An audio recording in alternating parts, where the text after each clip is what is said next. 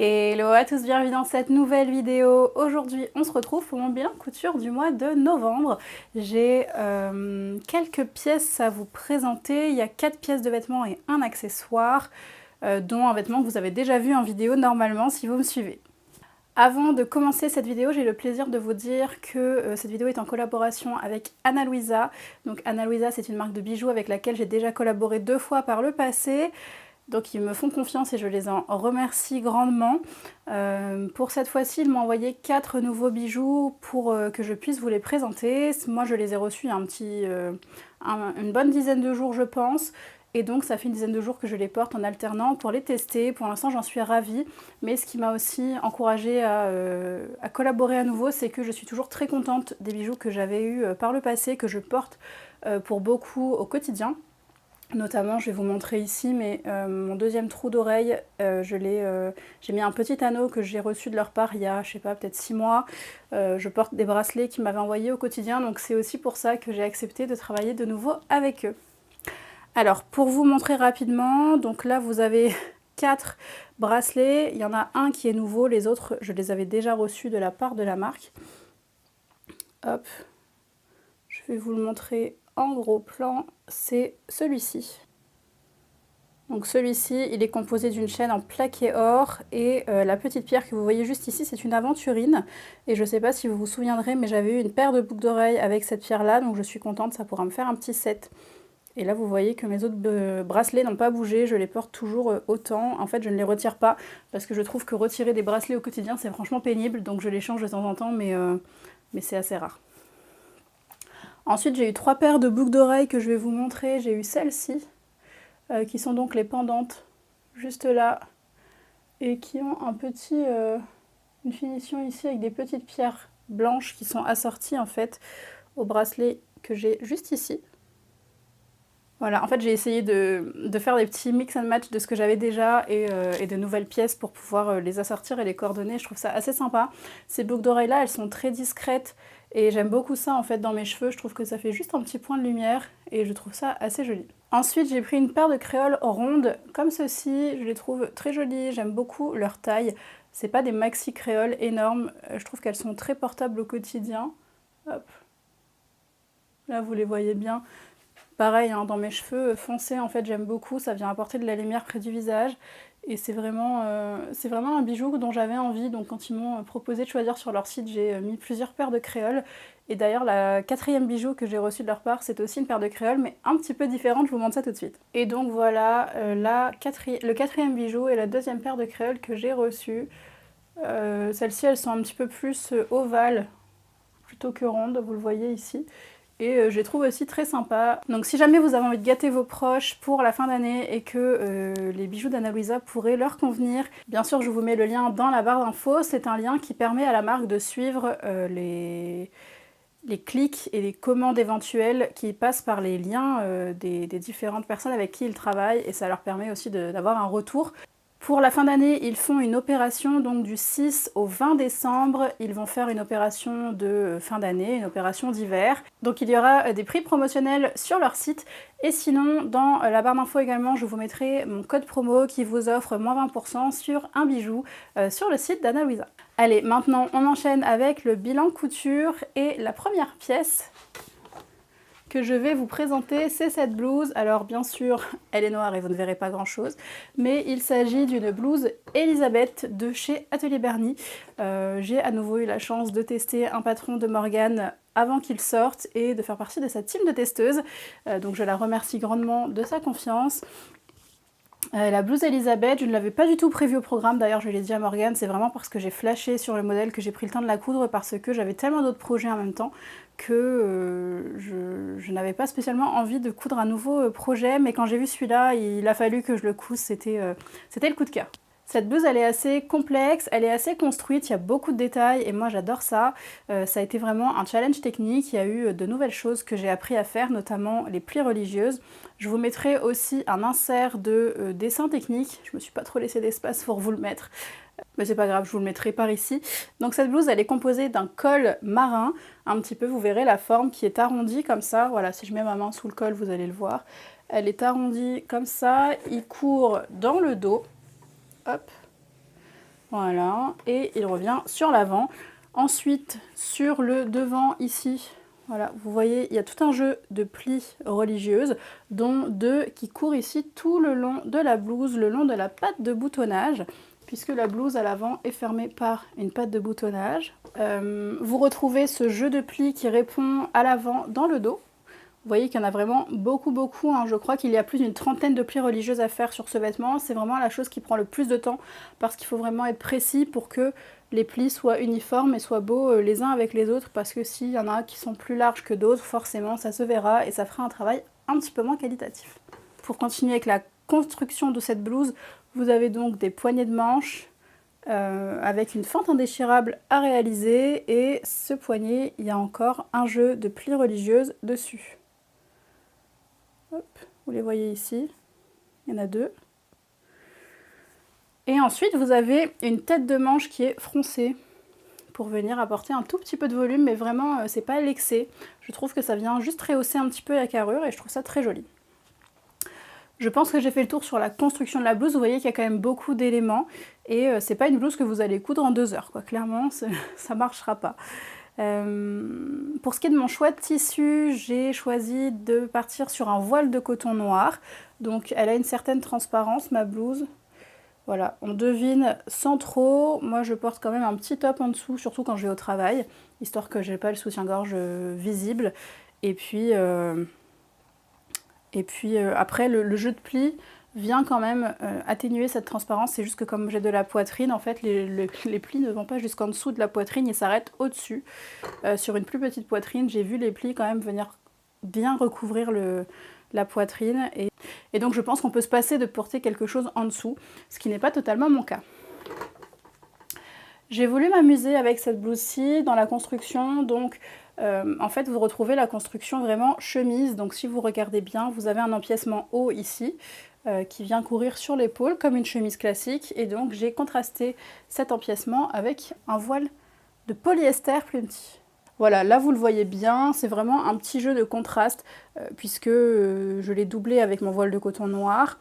Ça vient vraiment juste apporter un petit peu de texture, et je trouve ça assez sympa. Et j'ai fait le dessous du col également dans ce tissu plus petit, pour le fun, pour le rappel.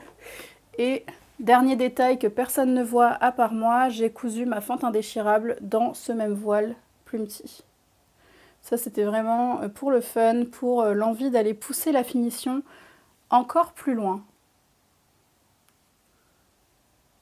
Hop. Je profite que vous soyez en gros plan, je vous montre les boutons que j'ai choisis. Ce sont des petits boutons noirs que j'avais achetés chez Mondial Tissu il y a plusieurs mois, voire même années, j'ai envie de dire. C'est un petit bouton noir avec des petites facettes, donc il renvoie énormément de la lumière. Il est tout arrondi, tout bombé comme ça. Hop. J'aime beaucoup cette blouse, je trouve qu'elle me va bien. J'avais un peu peur des fronts sur la poitrine et du volume que ça aurait pu créer.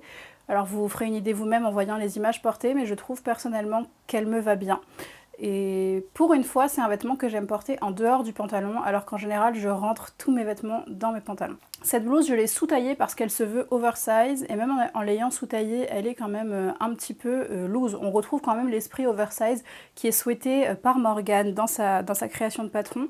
Donc je l'ai cousue en 42. J'ai utilisé 2 mètres de tissu principal, donc mon tissu voile de coton qui vient de chez les Coupons de Saint-Pierre, et j'ai utilisé 70 cm de mon tissu contrastant, mais j'ai utilisé que 1/3 de ma laisse, donc il m'en reste encore pas mal, je pourrais encore jouer sur des emplacements comme ça. Et ce tissu-là, il vient de chez My Little Coupon. J'avais acheté un coupon zéro déchet, ils appellent ça, qui était un coupon d'1 mètre uniquement, donc ça me va très bien pour faire ce type d'empiècement. Pour le temps de couture, alors c'était un test, il y avait quand même pas mal de points techniques, notamment, je ne vous l'ai pas montré ça aussi, mais l'intérieur de la blouse est terminé avec un biais. Donc en fait, le col ici, il est terminé avec un biais, ce qui fait que c'est très propre, c'est un biais dans le même tissu. Je ne sais pas si vous allez le voir, encore une fois, le noir c'est très difficile à montrer, mais ici il y a un biais qui vient emprisonner en fait tout mon col, donc ça fait vraiment une finition aux petits oignons. Et ensuite vous venez jouer avec le biais et la patte de boutonnage qui viennent se chevaucher. Vous allez peut-être mieux le voir ici, oui. Voilà, le biais vient rentrer dans ma patte de boutonnage et ensuite je couds ma patte de boutonnage, donc c'est vraiment extrêmement propre. Alors Morgane, elle a prévu son patron pour qu'on le ferme ici et que le col soit fermé, personnellement, j'ai comme toujours placé mon bouton au niveau de là où ma poitrine pourrait faire ouvrir le tissu. Et donc j'ai choisi de ne pas en mettre un au-dessus, comme je porte un haut en dessous, j'ai pas peur que ce soit un petit peu décolleté. Pour terminer avec le détail de cette blouse-ci, j'en ai eu pour 8 € de tissu principal et 3,90 € de mon tissu contrastant et un petit peu de thermocollant pour le col et les poignées de manche. Donc ça me fait une blouse grosso modo à 12 €. Et j'ai mis donc 8h35 à coudre ce vêtement. Ensuite, je vais vous présenter cette robe que vous avez sûrement déjà vue parce que je l'ai cousue il y a un petit moment, j'ai juste pas pris le temps encore de vous la présenter. Il s'agit d'une robe que j'ai créée sur le site de Bar à Patron. Donc dans mon dernier bilan couture, celui du mois d'octobre, je vous ai présenté un vêtement que j'avais cousu à partir du site de Bar à Patron, mais en utilisant un patron qui était suggéré par eux-mêmes. Et cette fois-ci, j'ai choisi de complètement créer le patron. Et ensuite de le coudre. Donc si vous ne connaissez pas Bar à Patron, c'est une plateforme qui vous permet de créer un vêtement sur mesure, c'est-à-dire que vous allez rentrer toutes vos mesures importantes. Le site vous guide très bien pour ça, vous rentrez votre tour de taille, hanche, poitrine, votre longueur d'épaule, votre hauteur, etc. Il y a tout plein de choses à rentrer et donc ça vous permet de créer un patron qui est à vos mesures. Et vous pouvez également choisir de créer le patron qui vous plaît.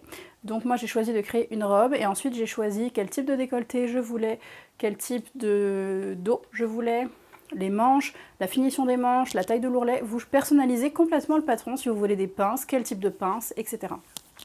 Donc si vous avez une idée de patron extrêmement précis en tête, une idée de vêtement, pardon, et bien vous pouvez vous amuser sur ce site à créer le patron dont vous avez envie.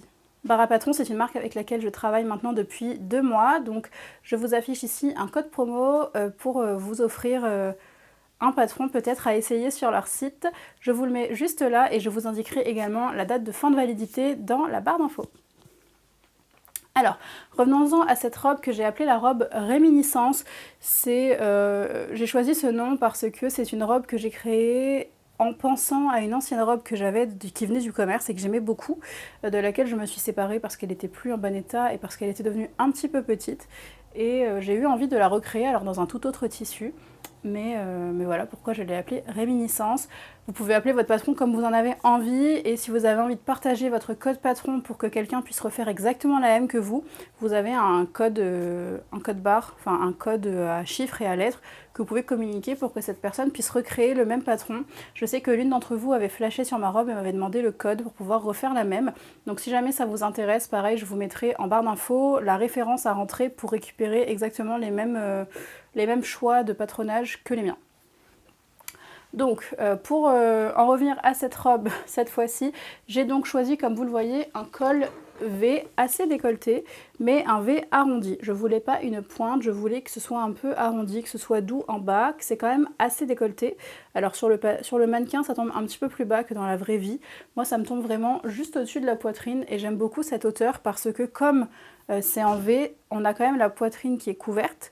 Et c'est vraiment juste en bas qu'on vient un tout petit peu dévoiler, mais sans trop, je peux tout à fait aller travailler avec cette robe.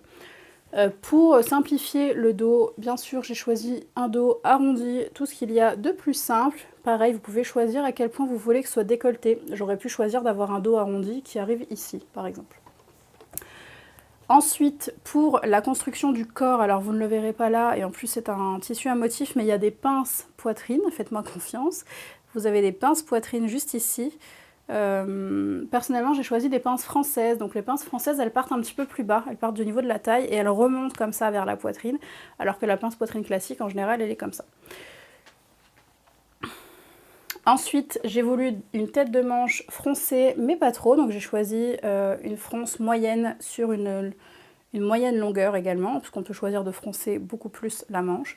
Et ensuite j'ai choisi des manches relativement droites et le poignet de manche et terminer avec des smokes. Donc si vous me suivez, vous savez que les smokes ne fonctionnent pas, le fil à smoke, le fil élastique ne fonctionne pas sur ma machine. Donc j'ai utilisé ce type d'élastique là, qui est un élastique fronceur. Je crois que je l'avais acheté chez Mondial Tissu et en fait vous venez l'étirer et vous venez piquer entre chaque ligne noire que vous voyez. Donc vous voyez ici, entre deux lignes noires, je suis venue piquer, piquer, piquer, ce qui vient me créer cet aspect un petit peu gaufré, froncé, smoké. Et le bout du poignet est donc libre. Et j'ai fait un petit ourlet tout simple pour finir ma manche. Voilà, j'en profite d'être en gros plan pour vous montrer la vraie couleur du tissu parce que de loin elle paraissait un peu grise, mais vous voyez que le fond en réalité est bleu-gris avec des motifs rouge, blanc et ocre. C'est des couleurs assez vibrantes quand même, je trouve, sur un fond qui est pas vibrant justement, c'est ce bleu-gris et j'aime beaucoup le contraste. Voilà pour la robe, le bas je l'ai choisi longueur juste au-dessus du genou. Et j'aime beaucoup cette longueur, je trouve que ça me va bien, qu'elle est flatteuse. J'ai choisi une coupe qui est assez près du corps, mais pas trop serrée pour que je n'ai pas à poser de zip. Vous le verrez sur les images, mais elle me fait une assez jolie cambrure, je trouve. Elle longe bien dans mon dos et ça fait, on voit vraiment la chute de rein, ce que je trouve assez flatteur également. Le tissu que j'ai choisi, c'est un tissu donc sergé de viscose qui vient de chez My Little Coupon. Voilà, pas de surprise. Il n'est plus en stock, mais vous savez que My Little Coupon, c'est des fins de stock, donc vous avez toujours des nouveautés.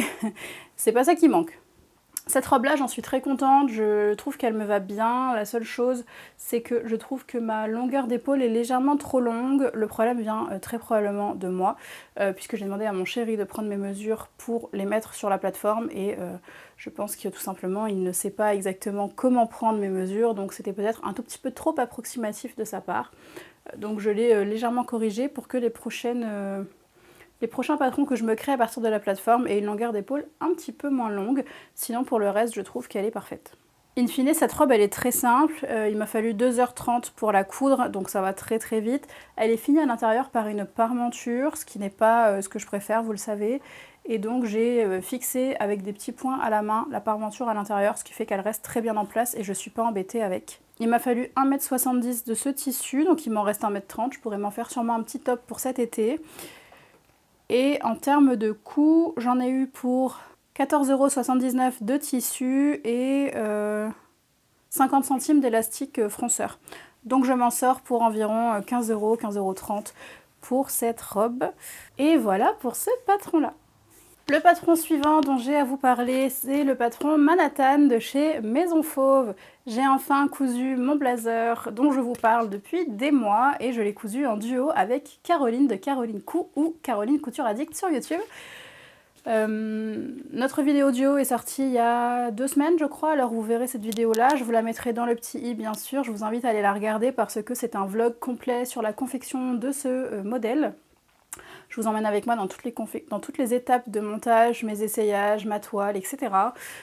Si vous êtes intéressé par ce type de projet, je vous invite fortement à aller regarder la vidéo parce que comme je vous ai fait une vidéo dédiée, je ne vais pas m'étaler très très longtemps sur ce modèle. Je vais juste vous en faire un retour parce que ça fait quelques semaines maintenant que j'ai terminé et voilà, j'avais envie de vous faire un petit retour, vous donner les informations très brèves pour les personnes qui n'iront pas regarder le vlog parce que ça ne les intéresse pas et je le comprends, et vous faire un petit retour sur mon expérience avec cette veste. Alors, ce patron, je l'ai cousu en taille 44 et j'ai dû légèrement augmenter la largeur des manches et des côtés du vêtement pour me donner un tout petit peu plus d'aisance et je suis très contente de cette modification. Je trouve que je suis hyper à l'aise dans ce blazer sans qu'il soit trop grand, il est vraiment très bien ajusté. Pareil, vous le verrez sur les images portées, il marque très très bien la chute de rein même si c'est un blazer et j'aime beaucoup qu'il soit comme ça bien ajusté et qu'il fasse une jolie silhouette parce que je trouve qu'avec un blazer, on a vite fait d'avoir une silhouette un petit peu plus masculine et j'avoue que c'est pas du tout ce que je recherche quand je m'habille. Donc je suis très contente de ce blazer parce que je trouve qu'il donne vraiment une allure féminine. Donc pour vous donner les informations sur le tissu, j'ai choisi une gabardine de laine, 100% laine, qui vient de chez My Little Coupon. Elle était à 29 € les 3 mètres et j'ai eu besoin de 2,05 m pour coudre ce blazer. Je pense qu'avec les chutes, je me ferai une petite jupe ou un petit short pour l'hiver. La doublure que je vais vous montrer tout de suite, hop, c'est celle-ci. Elle vient de chez Les Coupons de Saint-Pierre. C'est une microfibre 100% polyester que j'ai utilisée. Je l'aime beaucoup, elle a de jolis motifs. Et si vous me suivez depuis longtemps, j'avais également mis cette doublure dans mon manteau blanc Carmen de Fibre Mood. Pour les manches, j'ai utilisé une doublure unie cette fois-ci qui est en acétate et une autre matière, je sais plus, la Cupro je pense, Cupro acétate, ce qui fait que ça glisse beaucoup, donc c'est parfait pour enfiler des vêtements en dessous. Donc pour le métrage, j'ai utilisé 90 cm de la doublure à motif et 70 cm pour la doublure des manches. Et ensuite, j'ai utilisé de très jolis boutons que j'ai chopés sur Vinted. Je vais vous les montrer parce que j'en suis très fan. Voici les boutons que j'ai choisis. Donc vous voyez, le tour est en velours noir comme ça. Et vous avez une dorure au milieu avec un petit motif en double C qui fait fortement penser au logo de Céline. Bien que ça ne soit pas, hein, ça se rapproche, mais je trouvais ça juste très joli, très classe.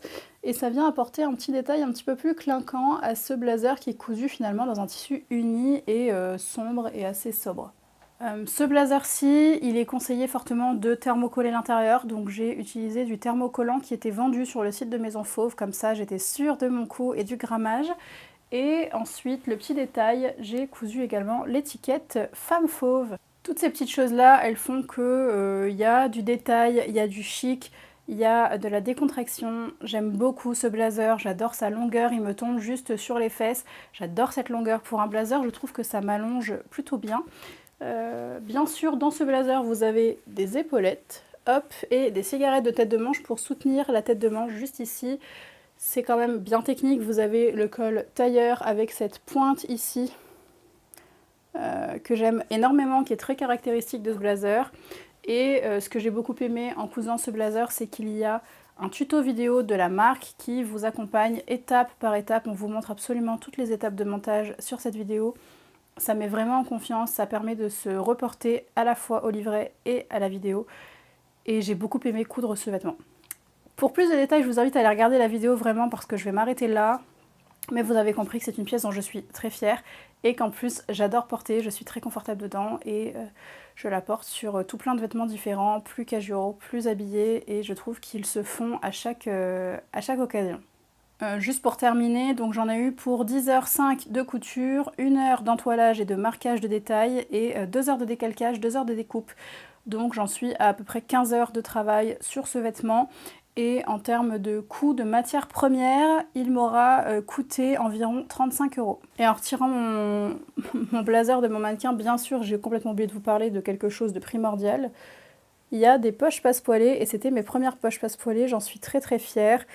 Pendant mon vlog, je m'en suis un peu plainte parce que j'étais pas super satisfaite, mais honnêtement, à l'usage et au porté, je les trouve très bien. Avec le recul, je les aime beaucoup. Ce sont de vraies poches passepoilées, hein.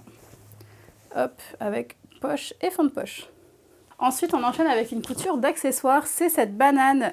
Et cette banane, elle porte très bien son nom puisqu'elle s'appelle la banane XXL. Elle est à disposition gratuitement sur le blog de Ma Petite Mercerie, c'est assez récent. Et voilà, donc je me suis laissée tenter par cette couture. Vous m'avez d'ailleurs demandé un tuto pour ce projet. Donc maintenant que j'ai cousu une première version et que j'ai tout à fait assimilé les étapes de montage et que je l'ai cousu dans un tissu pas tellement évident, et ben je vais pouvoir vous reproduire ça et le faire sur un tissu où vous verrez davantage les explications parce que là-dessus vous ne verrez pas grand chose. Donc cette banane, elle est très simple à coudre, je l'ai cousue en 1h30 je crois, quelque chose comme ça. Cette version là elle est en moumoute blanche, le tissu vient de chez Les Filles à Pois, j'en suis très contente, je crois qu'il s'appelait Teddy Fourrure, quelque chose comme ça, et il est de couleur écrue. Et je vous avais fait une petite vidéo mini haul qui était une commande de mercerie chez Rascol et donc ce sont ces objets là que j'ai utilisés sur cette banane. Si jamais vous avez raté la vidéo et que les infos vous intéressent, je vous la mets dans le petit i juste là. Donc il y a une sangle au dos, j'ai choisi une sangle écrue donc ça s'accorde très bien avec la banane, n'est-ce pas? Les petits accessoires ici, c'est donc la boucle pour banane et le clip. Hop, pour ouvrir et fermer la banane. Donc ça c'est en plastique blanc. Et ensuite bien sûr il y a le zip. Donc j'ai choisi ce zip avec des grosses dents pour que ce soit quand même joli. Et alors bon, il va falloir que je fasse attention que la moumoute ne se prenne pas dans le zip, mais j'ai quand même surpiqué ici tout le long ma moumoute pour essayer de l'éloigner le plus possible de mon zip pour pouvoir l'ouvrir sans accroc. Ça marche plutôt bien. Et à l'intérieur, j'ai choisi une doublure complètement contrastante et qu'on ne voit pas à l'extérieur. Et j'adore ce contraste. Ça fait vraiment un peu Noël, je trouve, hein, la moumoute blanche ici et l'intérieur avec ses motifs. J'aime énormément. Si vous me suivez, vous reconnaîtrez le tissu. J'avais cousu une robe Irma de chez I Am Pattern dedans. Donc c'est un satin de coton. C'est une chute voilà, qui traînait dans mon placard à chute et je suis très contente d'avoir pu l'utiliser. Donc la banane, elle a quand même une bonne contenance, hein, vous voyez, hop. Là, c'est le dessus de la banane, la couture et le dos. Et enfin, le petit détail, j'ai cousu une étiquette Good Mood dessus, hop, que vous voyez juste ici. J'aime beaucoup, ça vient vraiment apporter un tout petit peu de détail, mais pas grand chose, et j'aime bien. C'est une étiquette Icati, j'en ai acheté un petit kit, et les 5 étiquettes étaient vendues 7 €. Sur ce projet, j'ai noté qu'il m'avait fallu à peu près 60 cm de tissu sur une demi-laise de ma moumoute blanche.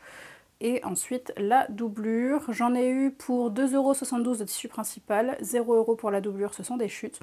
Et ensuite, l'ensemble de ma mercerie m'a coûté 8,01 € pour la banane. Donc à savoir 2,45 € pour le zip, 1,62 € pour le fermoir, 1,99 € pour la sangle, 55 centimes pour le petit régleur de la banane et 1,40 € pour l'étiquette. Ça me fait donc une jolie banane pour 10,73 € et c'est vraiment pas grand chose. Je l'aime beaucoup, c'est pas quelque chose à la base que j'aurais pu acheter dans le commerce, mais ce patron il m'a plu et j'ai eu envie de m'amuser un petit peu, notamment parce que la fin de l'année arrive et j'avais vraiment envie d'un accessoire un peu fun comme ça pour aller faire les marchés de Noël ou autre chose. J'avais vraiment envie de m'amuser avec ce type de projet et c'est chose faite. Enfin, le dernier patron que j'ai à vous présenter, c'est celui que je porte aujourd'hui. Vous verrez pas grand chose, je pense. Je vous insérerai des images, hein, de toute façon, comme d'habitude, mais il s'agit du patron Ruby de chez Fibremood. Je vous montre le patron juste là. Il est issu de Fibremood Spécial numéro 1, dont je vous ai fait la revue il n'y a pas très longtemps. Pareil, si vous ne l'avez pas vu et que ça vous intéresse, je vous laisse aller regarder sur la chaîne. Je pense que là, vous verrez un petit peu mieux les détails de ce pull. Vous voyez qu'ici, on a un jeu de fronce et également des manches assez bouffantes. Le reste du vêtement est assez simple. Initialement, c'est prévu comme une robe, mais on vous le présente aussi en blouse, juste ici, enfin en pull. Et c'est cette version-là que j'ai décidé de réaliser parce que j'avais 1,20 m du tissu que j'ai là actuellement sur moi. Hop. J'étais persuadée d'avoir 1,50 m, mais j'en avais qu'1,20 m. Finalement, c'est rentré dedans, donc très bien. C'était juste, mais c'est rentré. Et ce pull, donc je l'ai cousu dans une maille de chez Mondial Tissu que j'avais acheté au tout début de la couture. Je ne saurais pas vous dire sa composition, je ne saurais pas vous dire combien il coûtait, honnêtement, je ne sais pas du tout. Puisque au tout début de la couture, je ne notais ni la compo, ni... Enfin, j'y connaissais rien en composition de tissu, et je notais pas non plus les tarifs, etc. J'achetais un tissu, un projet, un par un, j'allais à Mondial Tissu à chaque fois. Mais ce que j'aime beaucoup, c'est que de loin, on dirait que c'est un uni, un beige uni, et en réalité, c'est un tissu qui a quand même des petits motifs, ton sur ton, hop. Je vais essayer de vous montrer ça. Hop, là vous le voyez, il y a comme des carrés comme ça avec le tissage qui part dans un sens et dans l'autre. Vous voyez que là on a comme des lignes dans ce sens là, alors que là on voit beaucoup moins le tracé. Donc ça fait comme un petit damier, donc de près et de loin, ça fait vraiment juste une matière unie beige. Et si vous regardez, il y a comme des petits poils en fait sur la matière et ça rend ce pull extrêmement doux. On dirait pas comme ça, mais vraiment c'est un pull, c'est d'une douceur, je passe mon temps à le caresser, c'est tellement agréable. Donc, sur le mien, vous repérez donc les fronces, hop, et ce que j'aime beaucoup, c'est qu'il y a des fronces que sur le côté, mais ensuite tout le tour ici est droit. Il n'y a pas de fronce, donc ça vient juste apporter un tout petit peu de volume à cet endroit-là. Et sur la manche, vous retrouvez exactement le même système. Vous avez des fronces ici, et tout le reste n'est pas froncé. Alors après, ça crée du volume parce que le poignet de manche est vachement resserré par rapport au bas de manche. Donc ça vient vraiment créer cette manche bouffante que j'aime beaucoup parce que c'est bouffant mais sans être trop extravagant. Vous voyez que bon, mon bras est là, voilà. Ça vient juste apporter un petit peu de volume et j'aime beaucoup. Le reste du vêtement est très simple. Comme je l'ai coupé en pull plutôt qu'en robe, j'ai pas eu de complications à faire le bas. Comment j'ai modifié mon patron? J'ai pris mon patron de robe, je l'ai décalqué entièrement et j'ai retiré 58 cm depuis le bas du vêtement pour me créer un top. Et de là, pour faire la finition du bas, je vais vous la sortir, j'ai fait un ourlet japonais pour pas me compliquer la vie parce que c'est un vêtement que je rentre dans mes pantalons. Hop, donc l'ourlet japonais de 4 cm, il est bien large, hop, vous le verrez ici. Voilà, donc c'est tout simplement un jeu de plis du tissu, vous venez le placer endroit contre endroit d'abord, puis envers contre endroit avec le restant, et vous piquez ici tout le long, ça vient vous créer comme une une bande de bas de vêtement, sauf que la bande fait la même taille que le vêtement, donc ça ne viendra pas avoir cet effet de resserrer à la taille, comme ça peut le faire sur un pull quand vous placez un bord-côte par exemple. Donc ce top-ci, je l'ai cousu en 2 heures de temps, c'était vraiment très rapide. J'ai coupé une taille M au lieu de la taille L que j'aurais dû coudre si j'avais suivi le tableau des mesures. Et franchement, je suis contente d'avoir fait un M parce qu'il est déjà très oversize en étant en M. Vous voyez, si je le sors complètement de mon pantalon, hop, je suis vraiment presque perdue dedans au niveau du corps. Au niveau des manches, je suis bien. C'est pour ça que j'aime bien le rentrer dans un pantalon, pour venir un petit peu ajuster le vêtement. Et l'encolure est terminée tout simplement avec une petite bande comme ça que vous venez étirer dans le même tissu. Enfin personnellement je l'ai fait dans le même tissu. Et cette bande là elle ne se plaquait pas de mon côté, donc je suis venue la surpiquer avec une aiguille double. Ça ne se voit même pas en fait, hein. Je vais vous mettre en gros plan. Ici vous apercevez voilà mes 2 piqûres en point avec l'aiguille double qui vient plaquer ma marge de couture par rapport à ma bande ici, qui est quand même très fine hein, quand vous regardez, et ça fait... j'aime beaucoup cette finition, je trouve que c'est classe d'avoir une bande d'encolure qui est pas trop large. Ça vient un petit peu apporter un côté plus vêtement d'extérieur, alors que les bandes d'encolure un peu plus larges, elles peuvent donner un esprit un petit peu plus sweat justement, un petit peu plus sportswear. Je vous ai pas montré le dos, mais il est tout simple. Voilà, et j'aime beaucoup ce pull. Je suis contente d'avoir choisi cette matière qui est quand même fine et un peu lourde. Comme je vous l'ai dit, je ne sais pas de quoi elle est composée, mais c'est vraiment un pull fin, un espèce de French terry. Vous voyez, l'envers, il est comme ça. C'est pas du tout doux, c'est pas la même matière. Voilà, je pense que c'est comme un French terry, mais vraiment avec une matière qui a beaucoup de retour, beaucoup d'élasticité, fine et lourde. Un peu comme les pulls que vous achetez dans le commerce, tout simple. C'est vrai que ce pull là, moi je l'ai vu porté par d'autres personnes en matière plus épaisse de style les jogging de chez Dries & Stoffen, donc avec vraiment l'aspect molletonné. Je suis moins fan, je trouve que ça fait beaucoup plus justement vêtements homeware, alors que ce pull-ci, dans cette matière, je peux le porter au travail avec mon jean et une paire de boots, et je peux le porter le week-end chez moi en jogging, sans le rentrer dans mon jogging et être super confortable dedans. C'est vraiment un pull que je peux porter en tout temps, et je le trouve vraiment très chouette. Voilà, pour m'amuser, je suis allée passer mon blazer dessus. Alors forcément avec le micro, c'est pas terrible, mais vous voyez que je peux venir l'habiller comme ça aussi avec un blazer et ça rend tout à fait sympa. On ne voit pas trop les fronces du vêtement, comme la maille est assez fine, c'est pas gênant du tout sous le blazer. Voilà, c'était le petit moment de kiff pour moi. Écoutez, voilà pour ce bilan couture, j'espère qu'il vous aura plu, que vous aurez découvert des concepts, des patrons, des tissus. Dites-moi tout ça dans les commentaires, dites-moi quelle pièce vous avez préférée, dites-moi aussi ce que vous êtes en train de coudre, ça m'intéresse toujours de savoir ça et d'échanger avec vous. N'oubliez pas d'aller jeter un œil aussi d'Anna Luisa si vous avez envie de vous faire plaisir ou de faire plaisir peut-être à vos proches, ça peut vraiment être une idée de cadeau de Noël. Donc je vous invite à aller checker le lien que je vous ai mis dans la barre d'infos. Dans les prochaines vidéos, normalement, on devrait se retrouver pour le tuto de la banane que vous m'avez réclamé. Il y a aussi d'autres choses qui sont en préparation, je ne manque pas d'idées, comme toujours. Donc je vous dis à très vite pour une prochaine vidéo, et jusque là, portez-vous bien. Ciao, ciao!